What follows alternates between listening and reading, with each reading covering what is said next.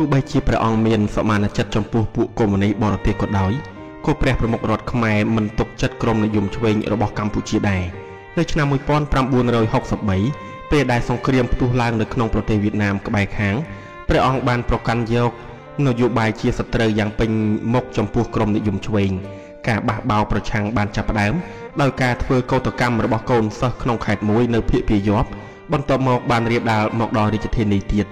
ដើមដំបូងចលនាបាតកម្មរបស់កូនសិស្សបានធ្វើឡើងដើម្បីតវ៉ាជាសំខាន់ប្រឆាំងនឹងអំពើកំរោលឃោឃៅរបស់ប៉ូលីសខេត្តទេប៉ុន្តែបន្ទាប់មក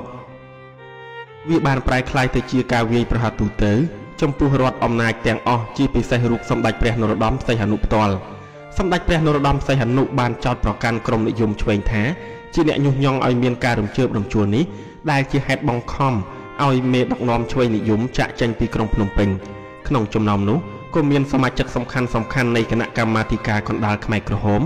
ដែលបានបង្កើតបកកុម្មុយនីផ្ទាល់របស់គេជាផ្លូវការនៅឆ្នាំ1960ជាឆ្នាំនៃការចាប់ផ្ដើមសង្គ្រាមនៅប្រទេសវៀតណាមដែរភាគច្រើននៃពួកខ្មែរក្រហមទាំងនេះបានស្វែងរកទីលាក់ខ្លួនក្នុងព្រៃស្បាតរត់ចូលព្រៃម៉ាគីនិងចាប់ផ្ដើមរៀបចំបកពួកប្រឆាំងនឹងសម្ដេចវិញខ្មែរក្រហមខ្លះទៀតបានចេញដំណើរទៅប្រទេសបារាំងជាថ្មីការចាក់ចេញរបស់គេបានធ្វើឲ្យរញ្ជួយញាប់ញ័រយ៉ាងខ្លាំងដល់សហគមន៍និស្សិតនិងបញ្ញវន្តនៅក្រុងភ្នំពេញកុំភូតនឹកឃើញពីការច្របូកច្របល់ដែលស្ថិតមានមួយរយៈក្នុងរាជធានីនៅពេលនោះស្ដីពីបញ្ហាសង្គ្រាមនិងអរិយាប័ត្រដែលត្រូវប្រកាន់យកចំពោះអ្នកនិយមឆ្វេងសម្ដេចព្រះនរោត្តមសីហនុអួតខ្លួនឯងថាសង្គមនិយមប៉ុន្តែព្រះអង្គបានទម្លាក់ទោសលើពួកអ្នកទាំងឡាយដែលប្រកាសខ្លួនឯងថាជាអ្នកសង្គមនិយមដែរហើយប្រកាសពីការយកចិត្តទុកដាក់របស់ព្រះអង្គចំពោះទំនើបភាវូបនីយកម្មនិងការចាត់ចែងឲ្យបានរីកចម្រើននៅផ្នែកសេដ្ឋកិច្ចនិងសង្គមរបស់កម្ពុជាបើការវាយប្រហាររបស់សម្ដេចព្រះនរោត្តមសីហនុប្រឆាំងនឹងក្រុមនិយមឆ្វេងមានលក្ខណៈត្រង់ការប្រឈមមុខជាក្រុមជាមួយក្រុមនិយមស្ដាំពុំមែនជារឿងចាំបាច់ត្រូវធ្វើទេដែលចេញមកពីការប៉ុនប៉ងមួយដើម្បីកែកុនសេដ្ឋកិច្ចរបស់ប្រទេសបន្ទាប់ពីការបដិសេធជំនួយអាមេរិកកងទ័ពរបស់កម្ពុជារស់ដោយសារជំនួយនេះដែលជួយធ្វើឲ្យមានលំនឹងដល់ជញ្ជីងទូទាត់ចំណូលចំណាយរបស់ប្រទេសកម្ពុជាផងគ្មានមូលនិធិទាំងនេះកងទ័ពកម្ពុជានឹងចុះខ្សោយនៅពេលដែលកងទ័ពរបស់បណ្ដាប្រទេសជិតខាងរីកធំធាត់ហើយពួកមេកងទ័ពរបស់សម្ដេចព្រះនរោត្តមសីហនុត្រូវធ្វើឲ្យអស់សង្ឃឹមដែលមិនអាចការពារប្រទេសបានក្នុងករណីដែលមានការវាយប្រហារពីប្រទេសវៀតណាមឬប្រទេសថៃ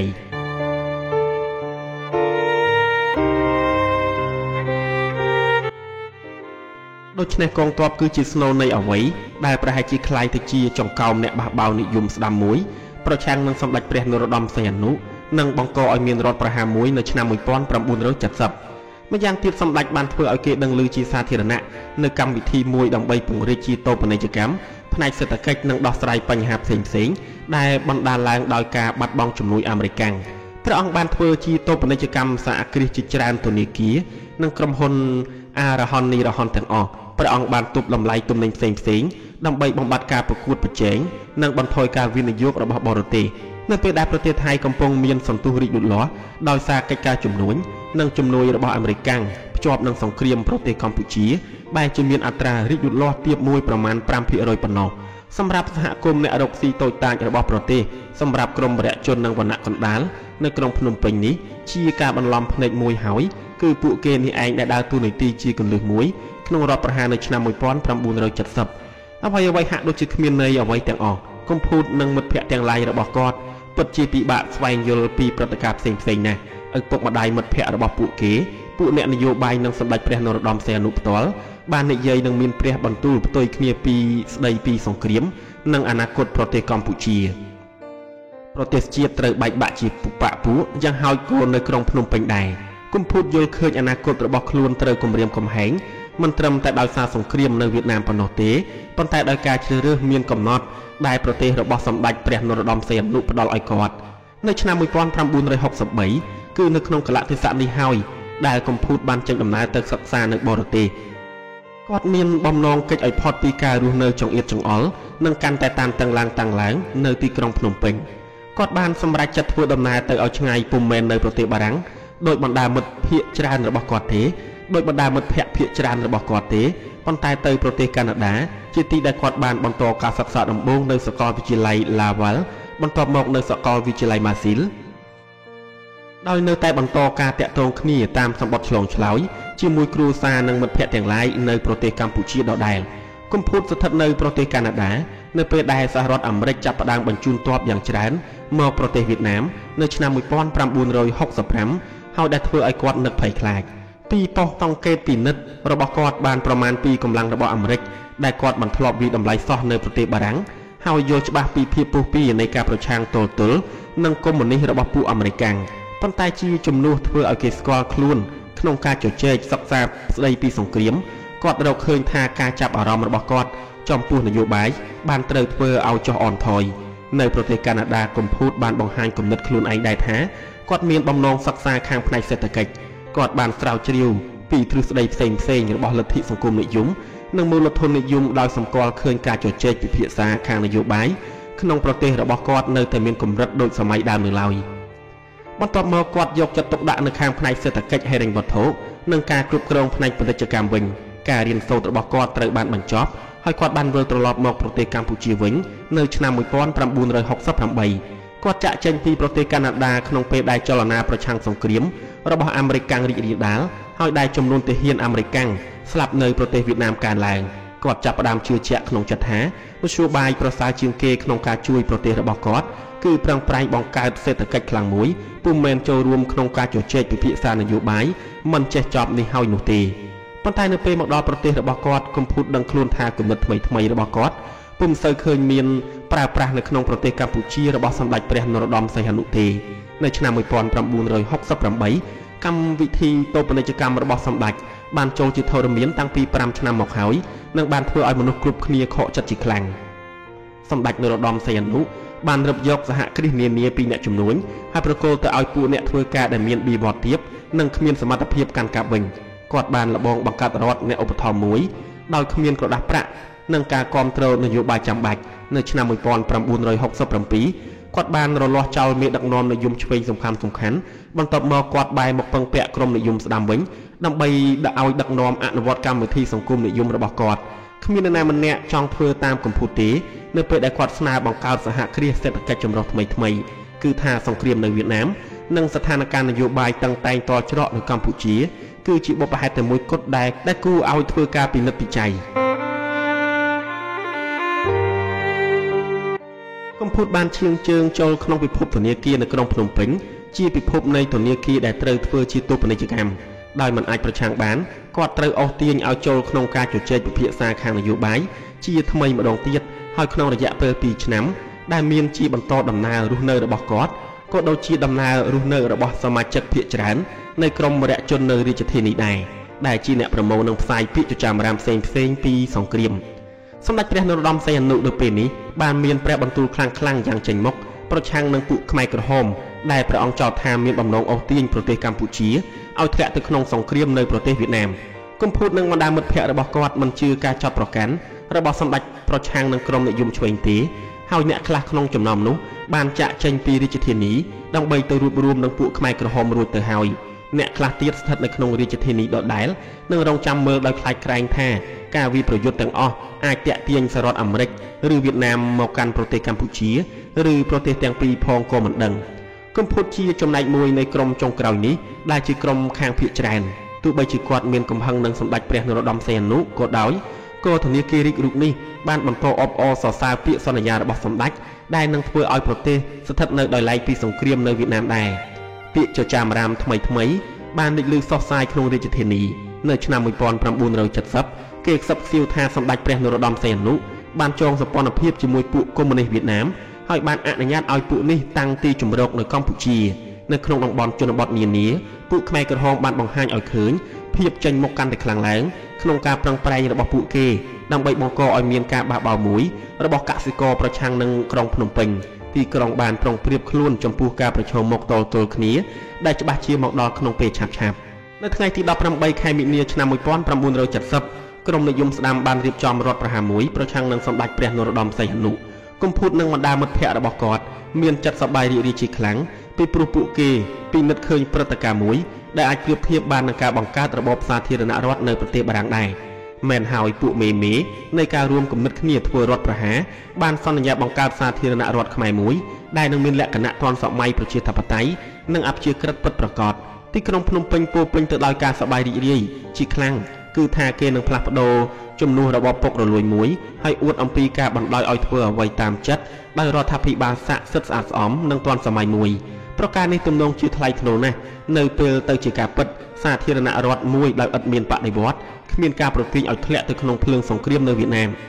ការយល់ច្រឡំទាំងនេះមិនមានថេរវេលារហូតដល់ចុងឆ្នាំឡើយហើយមិនយូរប៉ុន្មានវាលេចឡើងឲ្យឃើញថារដ្ឋប្រហារត្រូវបានដឹកនាំជាសារវ័នដោយមនុស្សពីរនាក់គឺព្រះអង្គម្ចាស់សេរីមតៈនិងឧត្តមសេនីយ៍លន់នល់សេរីមតៈជាទីយាតខាងខ្សែស៊ីសវ័តនិងព្រះរាជវង្សានុវង្សខ្មែរដែលតាមរយៈម្ខាងនោះពួកបារាំងបានប្រគល់រាជបល្ល័ង្កទៅឲ្យសម្ដេចព្រះនរោត្តមសីហនុឡើងគ្រងរាជនៅឆ្នាំ1941ទៅវិញសេរីមតៈជាគូប្រជែងរបស់សម្ដេចព្រះនរោត្តមសីហនុនិងផ្ទុយពីព្រះអង្គដោយហេតុថាព្រះអង្គម្ចាស់សពប្រតិយនឹងពិភពជំនួយនិងសហរដ្ឋអាមេរិកចំពោះរឿងនេះព្រះអង្គម្ចាស់បានចងសម្ព័ន្ធនឹងពួកអាមេរិកកាំងដែលប្រជាជនកម្ពុជាមួយចំនួនសន្មតថាព្រះអង្គម្ចាស់ប្រហែលជាបានទទួលការយល់ព្រមពីពួកអាមេរិកកាំងដើម្បីធ្វើរដ្ឋប្រហារនឹងពាក្យសន្យាគាំទ្រមួយឲ្យមើលទៅសេរីមតៈជាតំណាងភាពទំនើបទាន់សម័យភាពប៉ិនប្រសប់ចំណងជាមួយនឹងជំនួយអាមេរិកកាំងនេះដែលសម្ដេចព្រះនរោត្តមសីហនុបានច្រានចោលព្រះអង្គម្ចាស់ជាតួអង្គមួយដែលធ្វើឲ្យមនុស្សជាច្រើនដូចជាកំពុតជាដើមចូលចិត្តយ៉ាងខ្លាំងហើយបណ្ដាសមាជិកនៃអ្នកមានវិជ្ជាជីវៈសេរីនៅក្នុងក្រុងភ្នំពេញសម្គាល់ឃើញព្រះអង្គម្ចាស់ថាជាអ្នកស្រោចស្រង់ប្រទេសជាតិលន់នល់ជាអិសរាជជនម្នាក់ដែលមានមុខយូរមកហើយជាមេប៉ូលីសរបស់សម្ដេចព្រះនរោត្តមសីហនុនិងជាមេដឹកនាំកងទ័ពក្នុងរយៈពេលជាច្រើនឆ្នាំគាត់ត្រូវបានចាត់ទុកជាមនុស្សឥតខ្ចោះទី2របស់សេរីមតៈគឺលន់នល់ដែលញុះកងទ័ពឲ្យប្រឆាំងសម្ដេចព្រះនរោត្តមសីហនុជាមនុស្សដែលចេះលំអោនតាមបំណងអ្នកដទៃគាត់ធ្លាប់បានដឹកនាំគណៈប្រតិភូជាច្រើនលើកទៅក្រុងប៉េកាំងដើម្បីបង្កើតទំនាក់ទំនងដ៏ជិតស្និទ្ធជាមួយពួកកុម្មុយនីសចិនហើយឥឡូវនេះបានចេញមកចាត់ចែងធ្វើការងារសម្រាប់សេរីមតៈវិញម្ដងកំពូតនិងបណ្ដាមិត្តភ័ក្តិរបស់គាត់បានសម្ដែងឃើញភាពឆោតល្ងង់បំផុតព្រោះថារដ្ឋប្រហារបាននាំមកនៅសង្គ្រាមពុំមែននាំសន្តិភាពមកឲ្យប្រទេសទេម្យ៉ាងវិញទៀតពុំមែនសេរីមតៈទេដែលកាន់អំណាចប៉ុន្តែគឺលន់នល់ទៅវិញដែលក្លាយទៅជាមនុស្សចម្បងគេនៃរបបផ្ដាច់ការមួយ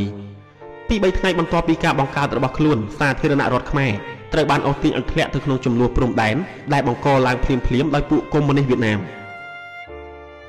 គាត់បានអំពាវនាវឲ្យកងទ័ពកម្ពុជាទាំងអស់ដែលមិនទាន់មានលទ្ធភាពគ្រប់គ្រាន់រួមគ្នាប្រយុទ្ធទល់នឹងសត្រូវនៅខែឧសភាសហរដ្ឋអាមេរិកបានចូលលុកលុយប្រទេសកម្ពុជាក្នុងគោលបំណងដេញតាមពួកកុម្មុយនីសវៀតណាមប្រជាកសិករបានធ្វើបាតកម្មក្នុងខេត្តជាច្រើនដើម្បីទាមទារឲ្យសម្ដេចវិលត្រឡប់មកវិញនៅទីក្រុងប៉េកាំងសម្ដេចបានទទួលយកព្រមធ្វើជាមេដឹកនាំរណសិរ្សមួយក្នុងគោលបំណងវិប្រយុទ្ធទល់នឹងសាធារណរដ្ឋខ្មែរថ្មីដែលតាមពិតព្រះអង្គបម្រើជាដំបូលបាំងពួកខ្មែរក្រហមសោះកំពូតត្រូវការរយៈពេលជាច្រើនខែដើម្បីស្វែងយល់ពីភាពឆោតល្ងង់របស់ខ្លួនគាត់បានយល់ព្រមបំពេញបេសកកម្មខ្លីមួយដោយធ្វើដំណើរទៅបរទេសដើម្បីជួយគាំទ្របុព្វហេតុរបស់សាធារណរដ្ឋថ្មីនិងបញ្ចប់ពាក្យចចាមអារ៉ាមផ្សេងៗដែលថារដ្ឋប្រហារនោះត្រូវបានរៀបចំឡើងដោយពួកមេទាហានដែលនៅក្រោមបង្គាប់ពួកអាមេរិកកាំងហើយដែលប្រញាប់ចង់នាំឲ្យប្រទេសធ្លាក់ទៅក្នុងភ្លើងសង្គ្រាមនៅវៀតណាមគេជ្រើសរើសគាត់ពីព្រោះគាត់ជាខ្មែរម្នាក់ក្នុងចំណោមជនជាតិខ្មែរដ៏កម្រដែលចេះនិយាយអង់គ្លេសពី3ខែក្រោយមកនៅពេលគាត់ត្រឡប់មកវិញទើបកំពូតដឹងខ្លួនពីដំណើរខ្វះគំនិតនិងសេចក្តីត្រេះរិះពិចារណាទាំងស្រុងរបស់គាត់លន់នល់បានដណ្ដើមអំណាចដោយប្រើឧបាយកលស្ទើរតែទាំងអស់ទៅហើយដោយពិតលន់នល់បានធ្វើឲ្យបរិយាកាសនៅរដ្ឋធានីផ្លាស់ប្ដូរដោយដែលគាត់បានសន្យាប៉ុន្តែទីក្រុងឥឡូវនេះរឹតតែពុករលួយជាងនៅក្រោមរបបសម្ដេចព្រះនរោត្តមសីហនុទៅទៀតហើយអ្វីដែលត្រូវលើកយកមកពិភាក្សាពុំមែនទំនើបពិភពពាណិជ្ជកម្មទេប៉ុន្តែគឺសង្គ្រាមទៅវិញលន់នល់ស្នើសុំជំនួយយោធាពីសហរដ្ឋអាមេរិកហើយជាធ្នូទៅវិញគាត់ដាក់ជួរកវាសនារបស់ប្រទេសកម្ពុជាក្នុងកណ្ដាប់ដៃពួកអាមេរិកកាំង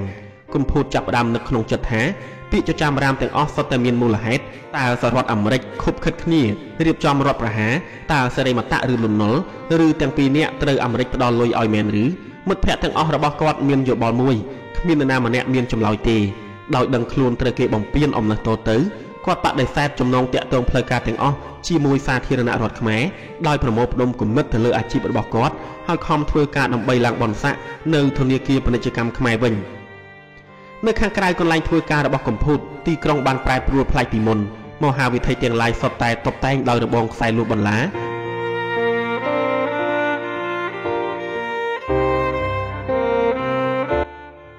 នីតិហ៊ានដែលមានឯកសណ្ឋានកាគីបានចូលពីពេញហាងកាហ្វេនានាបើកបរឡានស៊ីបយ៉ាងអស់លឿនឆ្លងកាត់រដ្ឋធានីដោយបង្ហុយដីទ្រលំពីក្រោយនិងធ្វើរឹកពីដោយស្ដេចត្រាញ់សង្គ្រាមតូចតាចនីតិហ៊ានខ្លះក្នុងចំណោមនោះសុទ្ធតែជាមិត្តភក្តិរបស់កំពូតដែលសម្រេចចិត្តប្រកបអាជីពក្នុងវិស័យមួយដែលរកកម្រៃក្រៅបានយ៉ាងច្រើនហើយដែលកំពុងរីករាលដាលពេញទំហឹងនៅក្នុងកងទ័ពនិងរដ្ឋាភិបាលថ្មីគាត់នៅតែតាក់ទងជាមួយអ្នកទាំងនោះហើយពេញរយៈពេលនៃសង្គ្រាមគេបានឃើញគាត់ផឹកស្រានៅបណ្ឌិតដ្ឋានសន្តាគារលើភ្នំអតីតសន្តាគារលើរ៉ូយ៉ាល់ជាមួយនីតិហ៊ានមួយក្រុមដែលបរិភោគអាហារថ្ងៃត្រង់នៅតាមទៀមកាហ្វេប៉ារីសជាមួយនឹងមន្ត្រីជាន់ខ្ពស់នៃក្រសួងការបរទេសជាមនុស្សគួរឲ្យស្រឡាញ់ចូលចិត្តចេញដើរលេងនិងតែងស្លៀកពាក់ស្អាតបាតជានិច្ចនោះកំពូតគឺជាអ្នកដែលត្រូវគេទទួលស្វាគមន៍ក្នុងការជួបជុំគ្នាប្រភេទនោះគាត់បានបញ្ចូលខ្លួនទៅក្នុងមជ្ឈដ្ឋានដែលមានអំណាចជាច្រើនទាំងខ្មែរក៏ដូចបរទេសហើយយកចិត្តទុកដាក់យ៉ាងពេញលេញចំពោះជួរកវាសនារបស់គាត់ដើម្បីនិយាយប្រប្រាជ្ញគ្នាទៅវិញទៅមកក្នុងសេចក្តីសង្ឃឹមស្វែងរកចម្លើយផ្សេងៗរឿងតែមួយគត់ដែលផ្ដល់លក្ខណៈឲ្យគាត់ខុសពីគេគឺគាត់កម្របញ្ចេញនិងដឹងយោបល់ណាមួយណាគាត់ទុកចិត្តលើមនុស្សតិចតួចហើយចូលចិត្តឃ្លាំមើលជាងដោយមិនចូលរួមឡើយនៅពេលដំបូងសង្គ្រាមមិនសូវធ្វើឲ្យរបៀបរស់នៅរបស់កំពូតផ្លាស់ប្ដូរទេរហូតដល់មានការប្រែប្រួលខ្លាំងនៅឆ្នាំ1973ការប្រយុទ្ធគ្នាបានបង្ហាញឲ្យឃើញលក្ខណៈដែលធ្វើឲ្យភ្ញាក់ផ្អើលចម្លែកនិងគួរឲ្យព្រឺខ្លាចមួយនៅខាងក្រៅប្រជាជនកម្ពុជាសោកញញឹមពោលពាក្យចំអន់គ្នាលេងយ៉ាងសប្បាយអ្វីដែលប្រជាជនចាត់ទុកដូចជាការជជែកពិភាក្សាខាងនយោបាយជាទូទៅច្រើនបែរទៅរកការផ្លាស់ប្ដូរសម្ដីអេកអូចទៅវិញមិត្តគ្មានមិត្តភក្តិណាម្នាក់របស់កំពូតយល់អំពីអត្ថន័យនិងទំហំនៃចំនួនឡើយគឺថាហេតុអ្វីបានជាប្រទេសកម្ពុជាត្រូវបញ្ចូលទៅក្នុងសង្គ្រាមវៀតណាមឬក្នុងគោលដៅរបស់ពួកអាមេរិកដែលសុទ្ធតែជាគូសត្រូវពិតប្រាកដអញ្ចឹងក្នុងពេលដំណើរគ្នាដែលកំពូតអាចយល់ដឹងអំពីរឿងនេះមនុស្សទូទៅនៅស្រុកស្រែចម្ការពុំទាន់រងផលប៉ះពាល់ពីសង្គ្រាមនៅឡើយទេភាគច្រើនក្នុងចំណោមនោះនៅតែជឿថាសម្ដេចព្រះនរោត្តមសីហនុគ្រប់គ្រងលើផ្ទៃប្រទេសពេញទីក្រុងភ្នំពេញទៅពួកបរទេសសម្គាល់ឃើញក្នុងភាពខ្វះការយល់ដឹងកិច្ចការផ្សេងឬក្នុងភាពមិនអើពើនៅផុសតាំងមួយដែលមិនមានលក្ខណៈធ្ងន់ធ្ងរឬគ្រោះថ្នាក់ដោយក្នុងប្រទេសវៀតណាមក្បែរខាងឡើយកំពូតជឿតាមពាក្យពួកបរទេសអាមេរិកនិងបារាំងដែលពិពណ៌នាពីទីក្រុងភ្នំពេញនិងសង្គ្រាមថាជាកន្លែងដែលកើតមានព្រឹត្តិការណ៍ឥតន័យមួយពួកនីតិហ៊ានជាន់ខ្ពស់អាមេរិកបាននិយាយពីទាហានកម្ពុជាថាជាកូនខ្លារបស់ពួកគេទោះបីជានៅពេលពួកគេចាញ់ការប្រយុទ្ធពីសមរភូមិមួយទៅសមរភូមិមួយក៏ដោយកងទ័ពរបស់កម្ពុជាដែលកំពុងប្រយុទ្ធពាក់ផ្លាកសញ្ញាអក្សររបស់គាត់គួរឲ្យចង់សោចកងយុទ្ធពលខេមរៈជាតិនិងរណសេរីរួបរวมជាតិកម្ពុជាទាហានរបស់លន់នល់សុទ្ធតែជាមនុស្សចម្លែកដែលកំពុងចេញទៅវាយប្រយុទ្ធដោយរបៀបដោយបៀមរូបព្រះខ្សែគាថាទាហានមួយចំនួនតូចបានបុកទម្លុះទ័ពសត្រូវបន្ទាប់ពីបានជក់កញ្ឆាមួយខ្សៀអគ្គបញ្ជាការកងទ័ពរបស់លន់នល់ជាឧត្តមសេនីយ៍តូចតាចម្នាក់ដើមកំណត់ខ្មែរហ្វីលីពីនឈ្មោះ Sosten Fernandez ធ្លាប់បានស្ថាបនាសម្រាប់ការិយាល័យរបស់គាត់នៅអគារធនតូចមួយដែលធ្វើឲ្យចាប់អារម្មណ៍ពីអំណួតរបស់គាត់ដោយរៀបចំឲ្យវាលេចឡើងឲ្យឃើញធំជាងគេបំផុតពាក្យចំអន់ប្រសើរជាងគេសម្រាប់ពួកអាមេរិកគឺឈ្មោះអ្នកនាំពាក្យកងទ័ពអាំរ៉ុងខ្ញុំយល់ខុសគឺមានន័យដូចនេះគឺថា I am wrong ពួកបរទេសសុទ្ធតែត្រូវធ្វើឲ្យរំភើបចិត្តដោយលក្ខណៈដែលហាក់ដូចជាពីងងាយឬខ្លាចបន្លំនៅប្រទេសកម្ពុជា